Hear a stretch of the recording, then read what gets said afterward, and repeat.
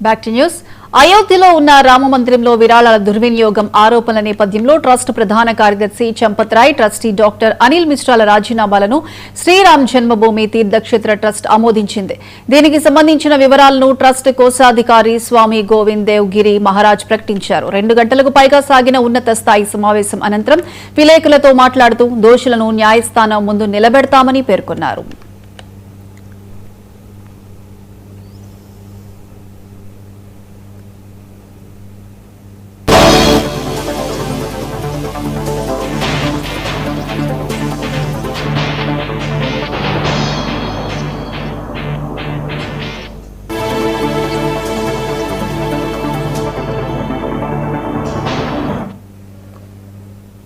SIT నివేదిక నేపథ్యంలో శ్రీరామ్ జన్మభూమి Teerthkshetra trust సోమవారం కీలక సమావేశం నిర్వహించింది. ట్రస్ట్ ప్రధాన కార్యదర్శి చంపత్ రాయ్, ట్రస్టీ అనిల్ మిశ్రా సమర్పించిన రాజీనామాలపై నిర్ణయం, కొత్తగా ఆలయ నిర్వహణ కోసం సీఈఓ నియామకం, 2025-26 ఆర్థిక సంవత్సరానికి సంబంధించిన బడ్జెట్ ఆమోదం తదితర అంశాలపై సభ్యులు ప్రధానంగా చర్చించారు. ఈ సందర్భంగా తీసుకున్న నిర్ణయాలను ట్రస్ట్ కోశాధికారి స్వామి గోవింద్ దేవ్ గిరి మహారాజ్ ప్రకటించారు. రాయ్ స్థానంలో కృష్ణమోహన్ ను ట్రస్ట్ తాత్కాలిక ప్రధాన కార్యదర్శిగా నియమించారని, సిట్ తుది నివేదిక విడుదలైన తర్వాత జూలై 22న మరో సమావేశం జరుగుతుందని ఆయన ఇంకా తెలిపారు. ట్రస్ట్ పూర్తిగా నిజాయితీకి కట్టుబడి ఉందని, ఇందుకోసం నిర్దిష్ట అధికారులను నియమించడానికి ఒక చిన్న కమిటీ వేశామని చెప్పారు.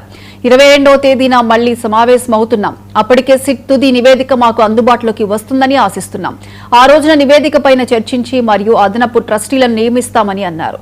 ఆలయ ప్రాంగణంలోని అతిథి గృహంలో ట్రస్ట్ ఉన్నత స్థాయి సమావేశం నిర్వహించారు.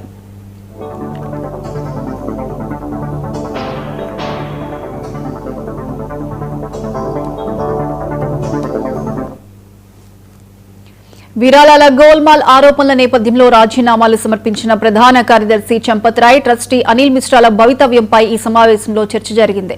విరాళాల లెక్కింపు, స్వాహా వ్యవహారంపై యూపీ ప్రభుత్వం నియమించిన సిట్ సమర్పించిన మధ్యంతర నివేదికను ట్రస్ట్ సభ్యులు సమీక్షించారు. భవిష్యత్తులో రామమందిర రోజువారీ నిర్వహణను పర్యవేక్షించడానికి ఒక సమర్థవంతమైన చీఫ్ ఎగ్జిక్యూటివ్ ఆఫీసర్ నియామకంపై ట్రస్ట్ సభ్యులు సంప్రదింపులు జరిపారు. ఆలయ పరిపాలనను మరింత వ్యవస్థీకృతంగా నిర్వహించే దిశగా ఇది కీలక నిర్ణయంగా భావిస్తున్నారు.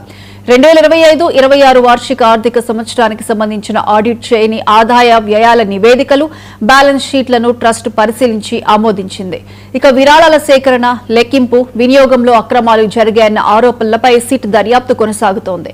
మొత్తం 8 మందిని అరెస్ట్ చేశారు. 7 కోట్ల విరాళాలు స్వాహా అయినట్లు ప్రధానంగా అంచనా వేశారు. ప్రధాన కార్యదర్శి చంపత్ రాయ్ తో పాటు ట్రస్టీ అనిల్ మిశ్రా కూడా తమ పదవులకు రాజీనామా చేశారు. ఈ పరిణామాల మధ్యలోనే శ్రీరామ జన్మభూమి తీర్థక్షేత్ర ట్రస్ట్ అత్యవసర సమావేశం నిర్వహించింది.